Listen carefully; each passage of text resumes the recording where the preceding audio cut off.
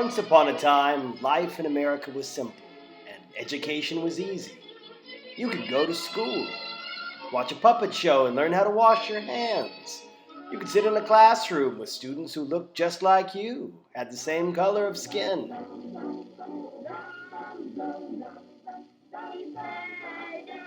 And that homogeneous classroom was protected by law.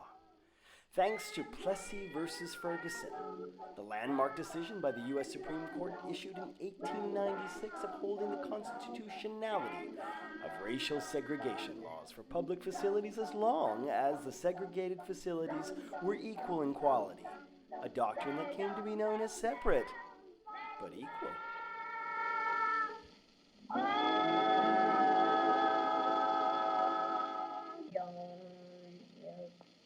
We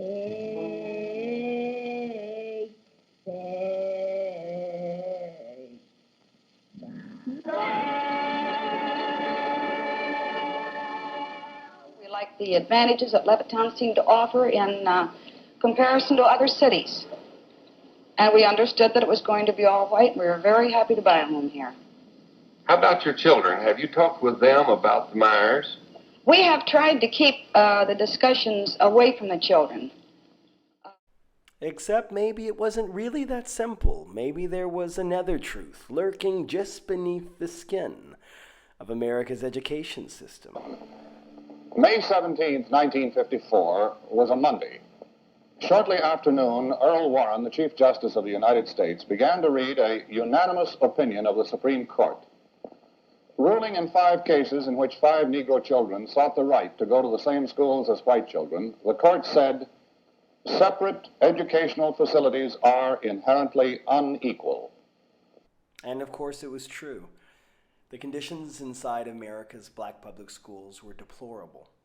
The 1954 ruling of Brown versus the Board of Education began the initial sequence of forced integration across the United States, bringing elation to some and outrage to others.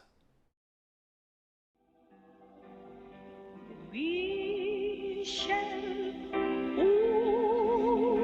overcome one day.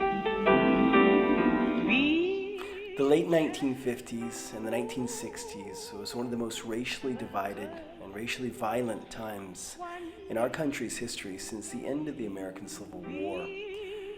Throughout the 1950s, the struggle for civil rights across the country and the forced integration of students in our nation's schools created an amazing tension which seemed to boil over then with the entrance into the American War in Vietnam. Race riots in the streets, assassinations, political upheaval. And so where are we today in 2019? You know,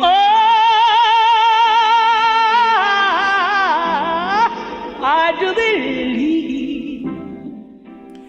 In many public schools across America, it would seem that the promise that was made with Brown versus the Board of Education to integrate our schools and to bring an equal playing field for students of all races has been a failure. As we walk through America's schools today, we can see that while segregation based on race has been outlawed, segregation based on economics is still very much alive and well. Wealthier school districts have wealthier families, families who have a higher median income and more expensive houses. In turn, those property taxes go to fund the schools. Poor school districts do not have the funding they need.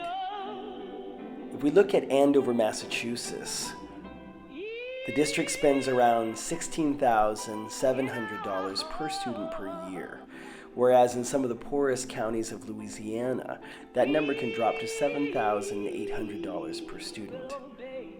The effect of this lack of resources is clear and startling throughout test scores. In 1973, the case of Rodriguez versus the San Antonio School Board, the question was asked, does the U.S. Constitution guarantee a right to education? Parents brought suit against the school district. believing that the state's acceptance of funding gaps between rich and poor school districts violated the Equal Protection Clause of the 14th Amendment. The court declared that though education was one of the most important services performed by the state, it is not within the limited category of rights recognized by this court as guaranteed by the Constitution.